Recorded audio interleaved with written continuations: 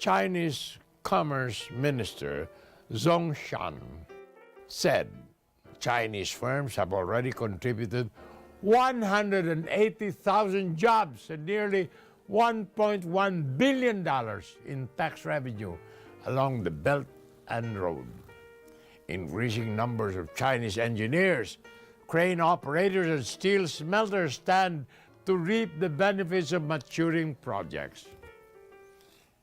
You have a China that really sits at the beating heart, strategically and economically, of this most important part of the world, says Professor Nick Bisley, an Asian expert in Australia's La Trobe University. For Xi, that's the rightful position of the world's most populous nation, boasting its second biggest economy after that of the United States. China's recent history has lurched from colonization to devastating war and then collectivized economic turmoil, poverty, and political strife. No longer. Today, Chinese companies own storied European soccer teams, a major Hollywood film studio, and New York's Waldorf Astoria Hotel. China has the most solar panels, the most wind turbines, the most high-speed rail in the world. In January, Xi became the first Chinese leader to address the World Economic Forum in Davos. He presented an image of a confident, globalist, irresponsible statesman, helping to set international rules of trade and environmental standards.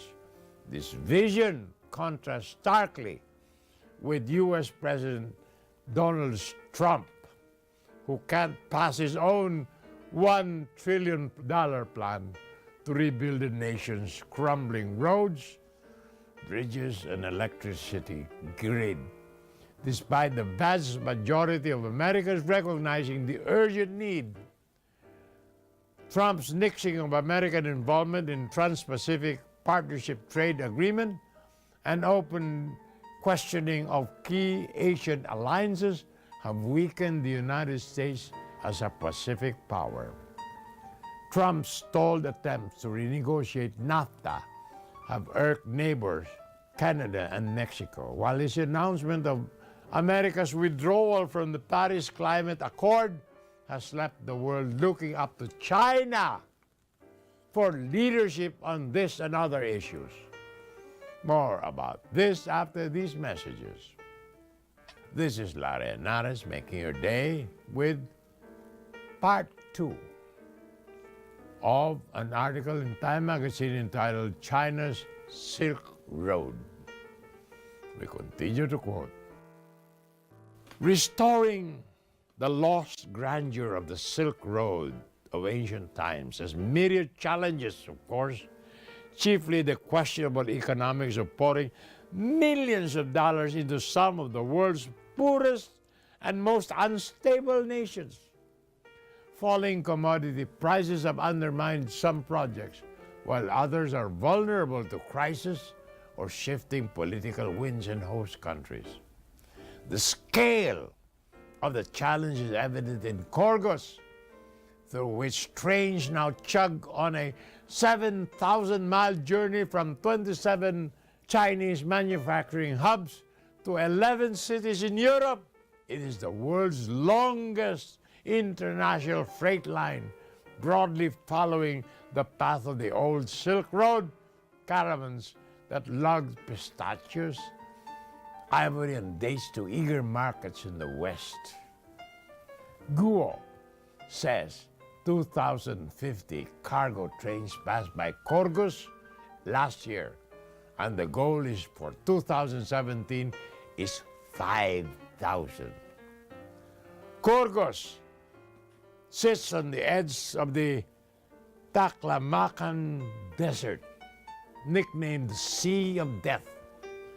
Herodotus, the father of history, wrote in his histories of griffins and guarding golden treasure at the desert's craggy north extreme, and the north wind gushing from a mountain cave here, lying just 100 miles from the Eurasian pole of inaccessibility, the farthest point on Earth from any ocean.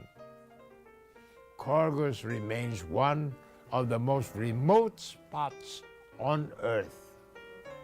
Today, Taklamakan Desert fills part of China's westernmost autonomous region of Xinjiang, which borders 7 Central and South Asian nations and is thus the central hub for Belt and Road's land portion.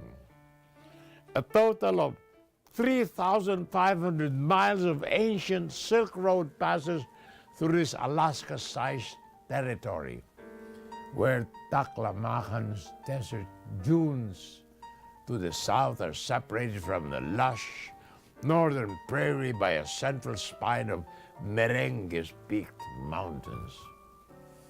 More tomorrow, my dear friends. This is Larry Henares, making your day, saying good day, God bless you. Thank you very much for being with us. Till next time, hasta la bye-bye.